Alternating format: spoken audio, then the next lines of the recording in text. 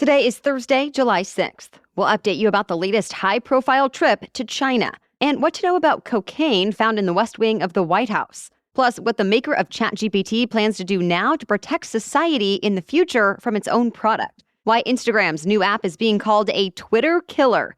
And when do humans reach their mental and physical peaks? New research breaks it down.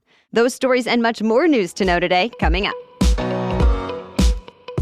Welcome to The Newsworthy. All the day's news in around 10 minutes. Fast, fair, fun, and on the go. I'm Erica Mandy. Thanks so much for being here. You ready?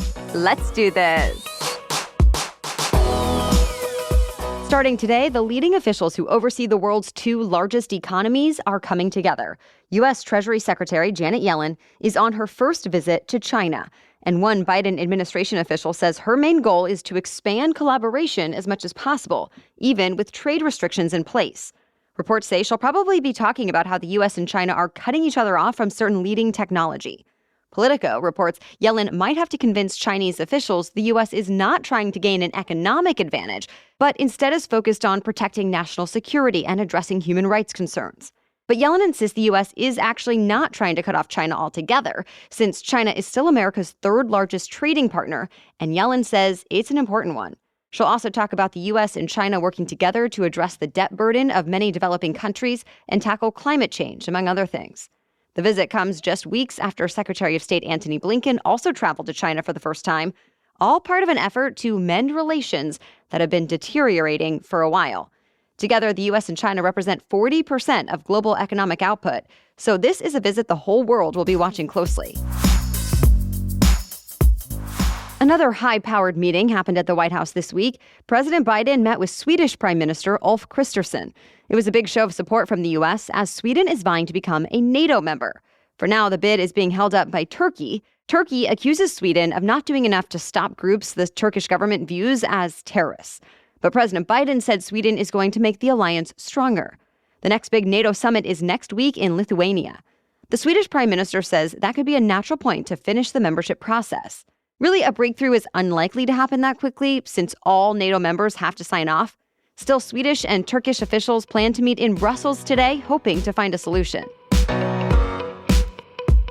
There's a new investigation underway to figure out who left cocaine in the West Wing of the White House. Reuters cites sources who say it was left in a cubbyhole in an entry area where visitors place their electronics and other belongings before going on tours. Hundreds of people apparently pass that area on a regular basis, including political staff, their guests, and members of the press. Tours happened Friday, Saturday, and Sunday before the illegal drug was found in a dime-sized bag during a routine Secret Service sweep. Now it's being tested for DNA and fingerprints. The Secret Service is also apparently going through entrance logs and security camera footage. Officials say the investigation could take about 2 weeks. There's new information coming out about a man who was caught with a van full of weapons near former President Obama's home last week. New court documents say the man was caught on the same day former President Trump posted on Truth Social what he said was Obama's home address. The suspect reposted it. Then he wrote on one of his own accounts, quote, "We got these losers surrounded." The man apparently talked about finding an entrance to Obama's home using the sewer system. And while he was outside, he said on his YouTube live stream he was looking to get a, quote, "good angle on a shot." Soon after, he got chased and eventually arrested by Secret Service agents. But his lawyer says he was just exaggerating and that his words were protected by free speech. Already, the man faces 4 charges related to the January 6th Capitol riot. Prosecutors say he's also threatened to blow up the National Institute of Standards and Technology and made threats to at least one Democratic congressman. So far, no comment from former Presidents Trump or Obama. The suspect will be back in court today as a judge decides whether he should stay in jail or be let go until trial. Tuesday was the Earth's hottest day on record, breaking a record set just one day before. And it's possible it gets broken again before the week is out. On Tuesday, the planet's average temperature was about 63 degrees. That's the highest temperature reported since records began in 1979. This also comes after data found last month was Earth's warmest June since at least 1940.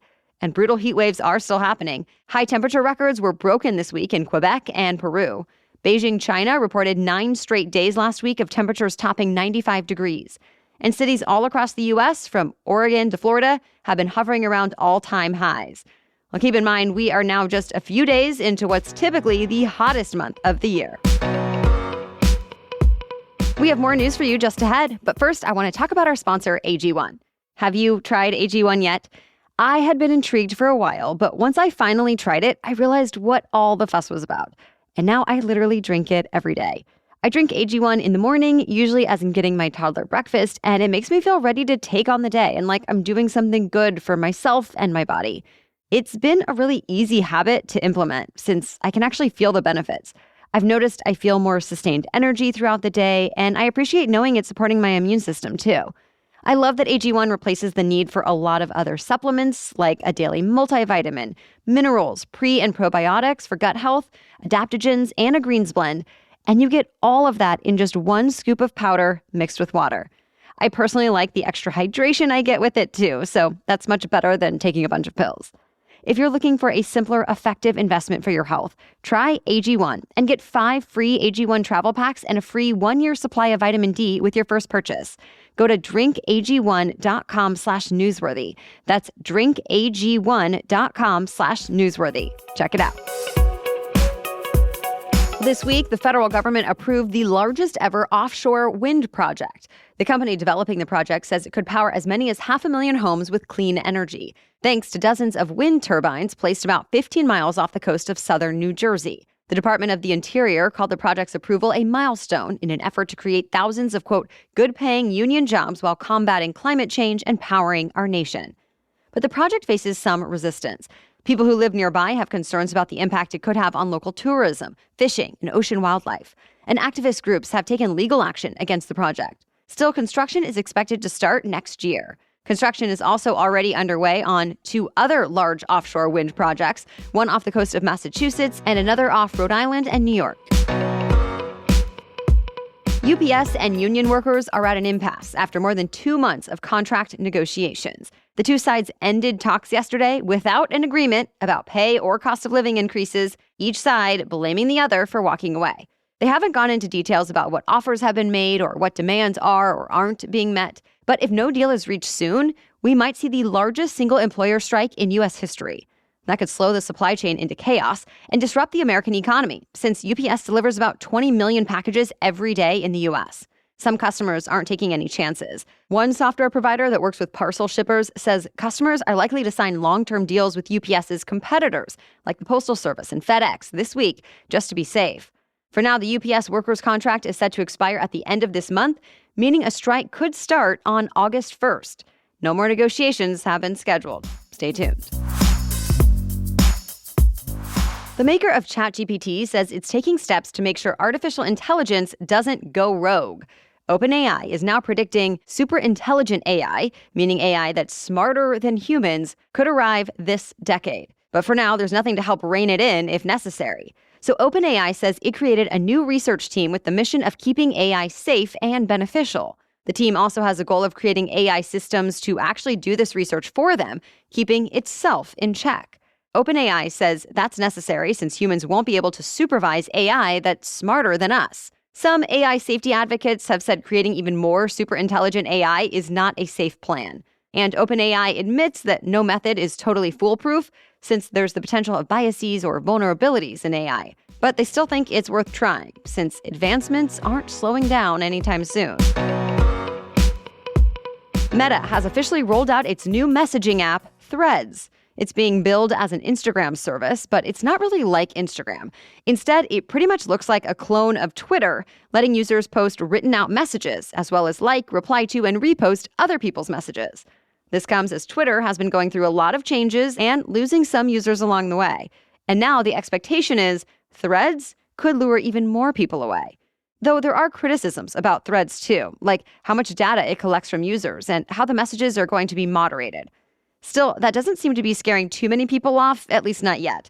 The new social network passed 5 million signups in just the first 4 hours of launching, a day earlier than expected too. And you don't have to create a new account if you already have Instagram. You can use the same one on Threads and keep the same followers too. You can download it now in the Google Play Store or Apple's App Store. This week is bringing lottery fever to a lot of Americans. No one has won a jackpot for either Powerball or Mega Millions since April.